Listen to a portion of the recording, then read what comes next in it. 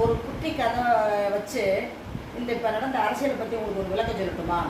இரு பெரும் இதிகாசங்கள்னா மகாபாரதம், ராமாயணம். அதில் மகாபாரதத்தில் வந்து பார்த்தோம்னா மூளையாக செயல்பட்டு சகுனிங்கிறவர் கௌரவருக்கும் பாண்டவருக்கும் சண்டை ஏற்பட்டு விட்டாங்க. எதுக்காகனா அரியணைக்காண்டி.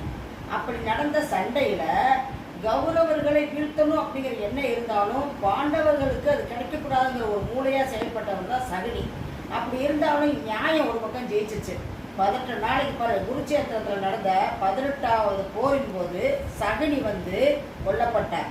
இதுதான் நியாயம், தர்மங்கிறது. இந்த மாதிரி இப்போ நடந்த அரசியல் சூழ்ச்சியில் என்ன நடந்து போச்சுன்னா, எடப்பாடியார் பாட்டுக்கு அவர் இருந்தார். அவர் ஜெயிச்ச தொகுதியில் வச்சுக்கிட்டு இருந்தார். இங்கிட்டு டிஎம்கே இருந்தாங்க.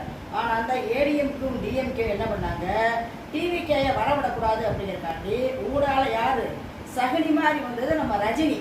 அவங்க 3 பேருமா சேர்ந்து என்னன்னாங்க, எடப்பாடியார்ட்ட சொல்லிட்டாங்க, நீங்கள் வாங்க 2 பேரும் கூட்டு சேர்ந்துக்குவோம், உங்களை முதலமைச்சராக்குவோம் அப்படின்னு சொல்ல அரியணைக்காக ஆசைப்பட்டார் எடப்பாடி.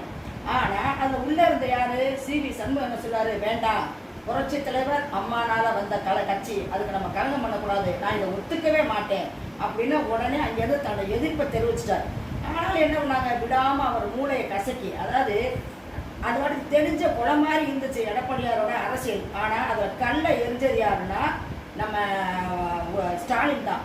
குழப்பி விட்டார். குழப்பணுடைய இந்த குழப்பத்தில் ஒன்றும் செய்ய மாட்டாமல் எடப்பாடியார் என்னவராரு, சரி அப்படின்னு சொல்லி கேட்கும்போது தான் அவர் வேணான்றாரு, எனக்கு முதலமைச்சர் பதவி வேணா, இது ஒத்துக்க முடியாது அப்படின்னு சொன்னோடனே திரும்ப அலுவலகத்துக்கு உள்ளே வச்சுருக்காங்க.